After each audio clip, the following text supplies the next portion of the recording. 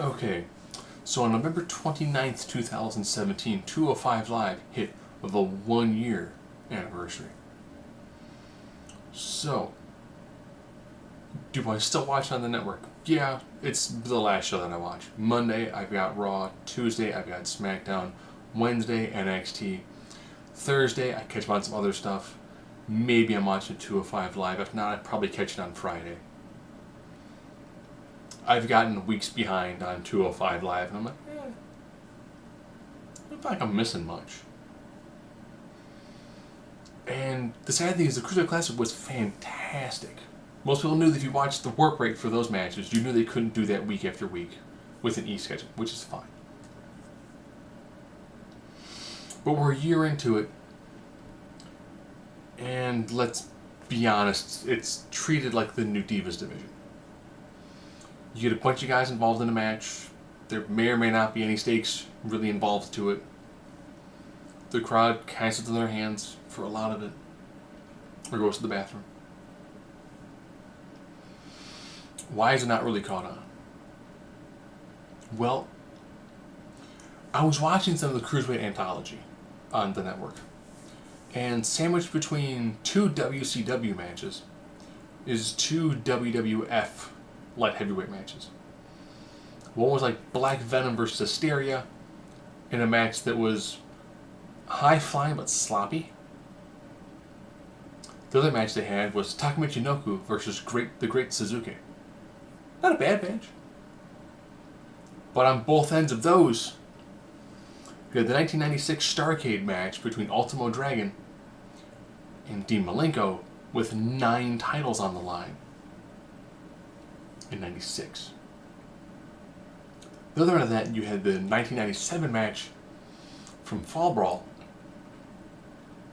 with the title on the line, featuring Jericho and Eddie Guerrero. Now all of a sudden those two matches that the E had in the center, yeah, they're nowhere near the caliber of what you saw in 96 or 97 from WCW. Why did WCW have to figure out how to make these cruiserweights great? They had a lot of old guys who didn't move very well. Nash, no LaPlanches. Hall, no LaPlanches. Hogan, Sid, Flair, Sting, DDP, Macho Man, Luger. You can see a lot of these wrestlers that were in the main event, or Big Show, the Giant. They weren't these massive high flyers. So you do the smaller, lighter guys, and they can do a car crash match, get the crowd pumped, and then you go into your good talkers leading to your main event. Look what the E is now. How many guys on the main roster dive in a match or have high-flying offense? Well, let's just start naming off some names. Roman Reigns has done some dives. Dean Ambrose, Seth Rollins. Seth Rollins is the Phoenix Splash, which is Richard Swann's finisher as a mid-match move. Finn Balor. Finn Balor flies beautifully well. The Usos. Heck, Big E can dive. So can Kofi. So can Xavier. Luke Harper was someone who would occasionally dive. Shane McMahon does dives. You like a top rope offense. You've got Kevin Owens, AJ Styles. Also, like, oh, a lot of guys are highly athletic and are small enough. Oh, and Sin Cara, they're small enough to do the Hardy Boys. See, it's not that hard to come up with a list of about 15, 20 guys that all do a similar enough moveset or have the high-flying, flashy spots or do dives. So now all of a sudden, a lot of their moveset isn't as unique. I will say the 054, beautiful. But that's kind of... No, we're not saying with main roster doing shooting stars. Well, except when AJ has bust one out. Oh, and you also got Apollo Crews who can do a standing moonsault. Sami Zayn. All of a sudden you got a bunch of guys who can do the high-flying stuff, but they're not in the 205 Live group. And they took some good guys who were some solid wrestlers, and they kind of burned them out. WCW, if you were in the cruiserweight division, you still wrestled other matches. You still had other things going on. You know, they mentioned in the Dean Malenko Ultimate Dragon match, like Dean Malenko had a great series of matches with William Regal for, ready for this? The TV title. Okay. These guys should also defend for the US titles, the IC title. If you're doing an open challenge, should be open to anybody. So you're trying to legitimately tell me that when AJ Styles is like, this match, US title open to anybody who wants a shot at it. It had Neville came down, crowd would have been nuts for it. Or Austin Aries came down. You know, Aries, great wrestler. Why was he not? It's like, all right, you did your 255 stint. Work into a mid-card situation. Why not? The reason why people like Jericho, Guerrero, that other Canadian guy messing the tooth, you know, there are a lot of great guys who were smaller guys in WCW who left because they would never get a main event push, like Mysterio. So why didn't NXT just mix it up? They started making tag teams. You know, a match between Ambrose Rollins taking on Cedric Alexander, Rich Swann. Sounds pretty solid on paper. Why not? If you got enough guys, they have good chemistry, why not have them be in other divisions? Not have the showcase for the specific talent in their wrestling, which is similar to the majority of other wrestling, except for the guys who are more mat-based. So there's two big issues right there. One, moveset, it's not super unique to just the 205 Live guys. Two, they're stuck in their own division. James Ellsworth fought Becky Lynch.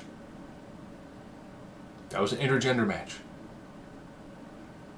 You're trying to tell me that we couldn't have, when Akira Tozawa was in the, when Tozawa was in part of the Titus Worldwide, they couldn't have done a match where like Titus was ringside when Apollo Crews and Akira Tozawa took on some guys? No? So there's your two big issues right there. Moveset, not super unique, except for a couple of moves.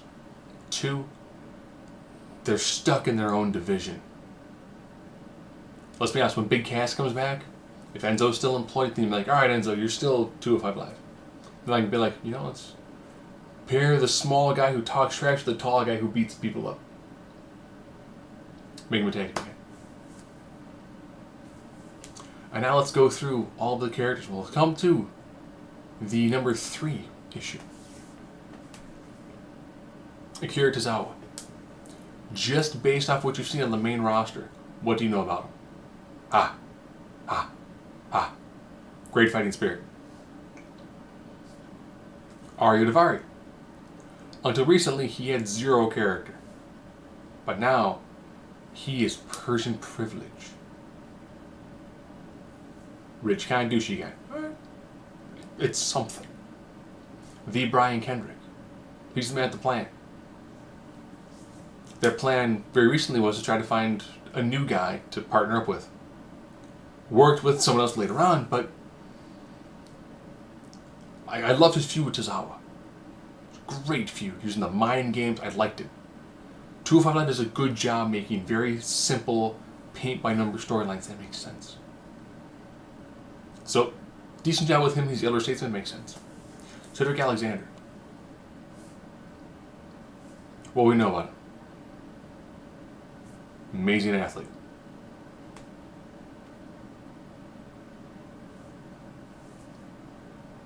I mean, they could develop a lot more than just this amazing athlete. The bit that they had with him and Alicia Fox and Noam Dar did a better job getting Noam Dar over as well as working some Rich Swann into it, than it did anything for Cedric Alexander. Drew Gulak. Up until very recently, once he shaved the facial hair and came out with the different theme music and started doing like the make 205 Life better, the pseudo politician gimmick, brilliant. PowerPoints, amazing. Making signs, I love the no fly zone bit, then going in to make it better with no chanting. So now people chant for him, he's upset because he doesn't want them chanting. It's brilliant. Enzo is straight character, zero in ring skill. But you know what? He makes you want to see him get the crap beat out of him. So he earns his paycheck.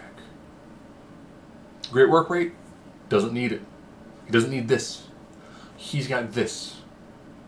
This and this. The subtle things in here that comes out of his mouth is great. If he were to get injured, he would make an amazing mouthpiece for anybody. Gentleman Jack. Probably the most complete character on 205 Live from start to finish. Good guy, goofy, got to be involved in the Royal Rumble, which is great to see. May change the dark side, now he fights still in like the suit and tie. Brilliant, love it. Didn't change his moveset that much. Tweaked his persona and his ring psychology. Brilliant, love it, fantastic. Grand Metalik.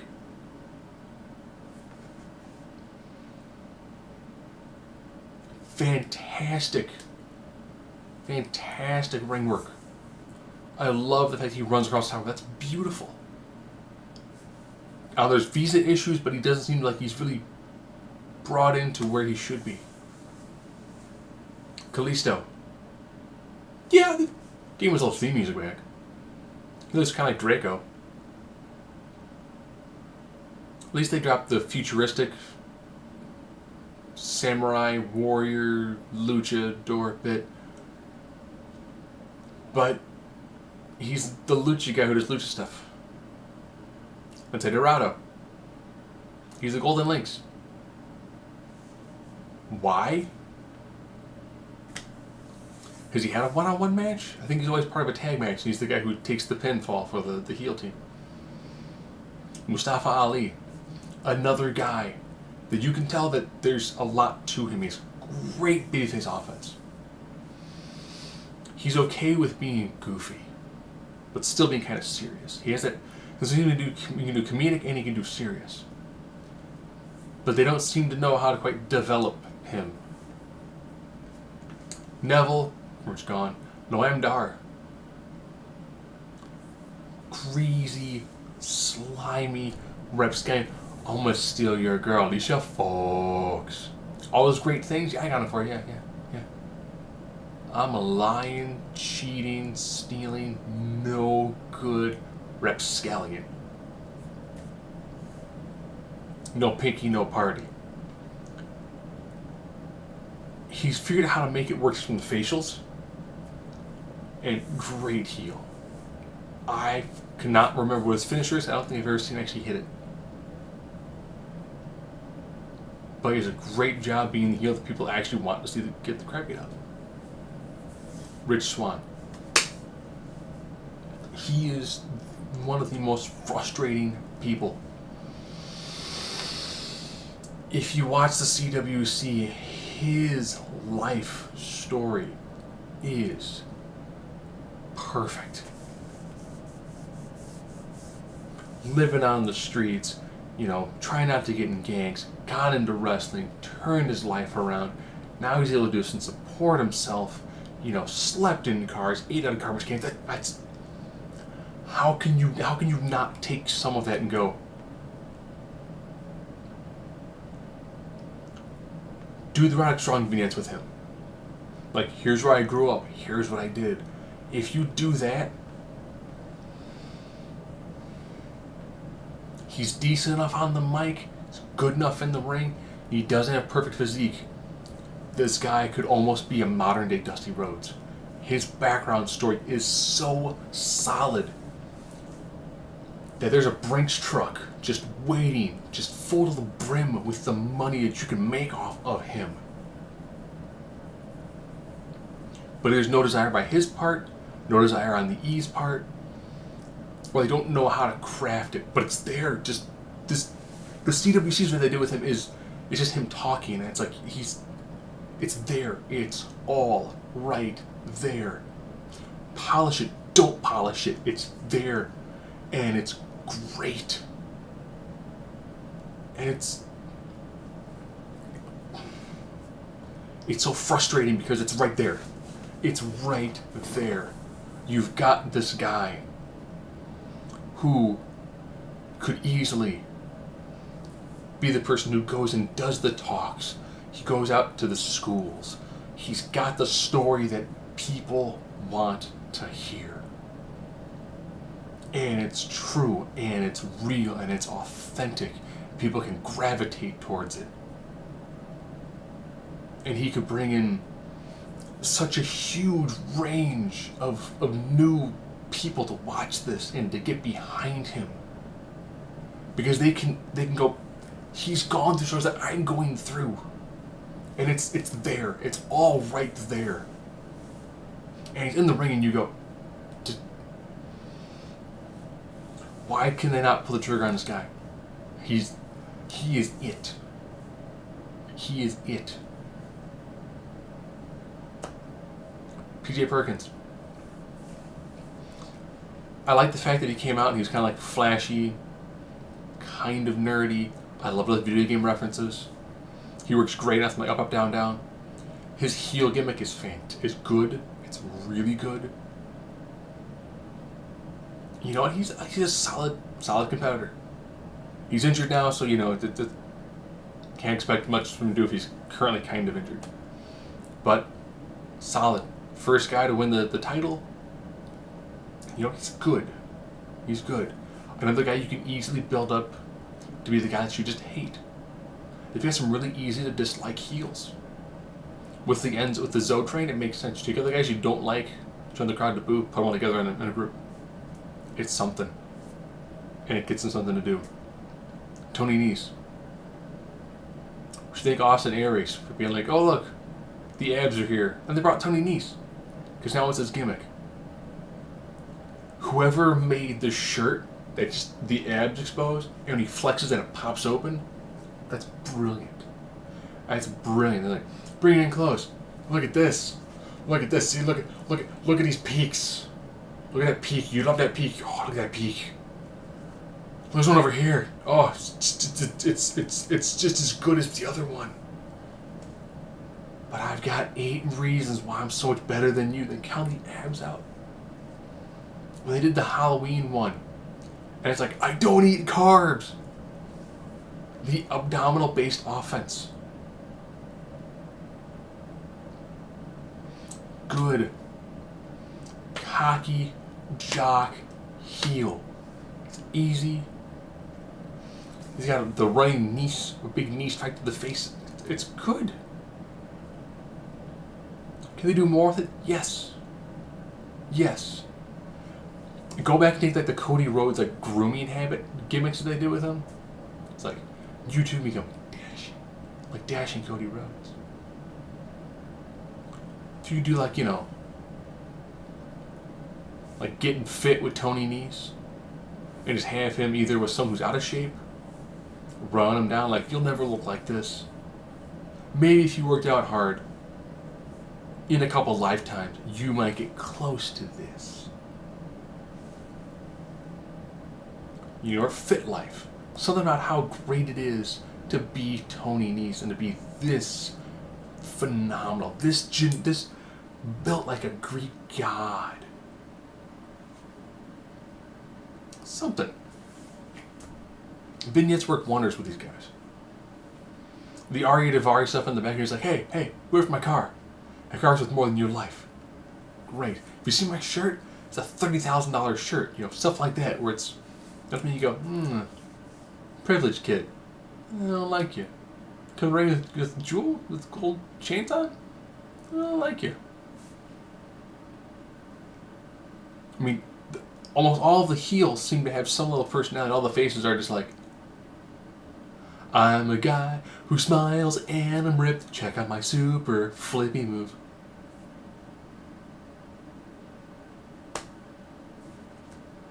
I mean, it makes sense, like, all the heels have character.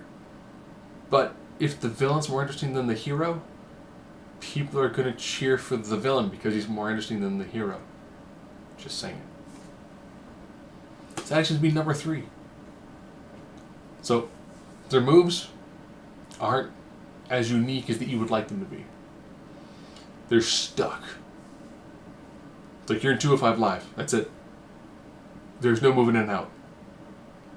Which means it closes off that whole section of the roster. And they really just don't have enough character presence because they haven't been built up enough. They brought them all in at one time and it's like, here's your homogenous group of small guys. Do it. The E was like, we're spending money on them and we kind of care. You guys need to care for us to make this happen. And it's just not. But it could be. They've got enough people that you make a few of them the tentpole of your division, and you build everything else around them, and you can get it to work. It just means they have to put time in on Raw to get a few people in this division significantly over to really get the crowd behind them.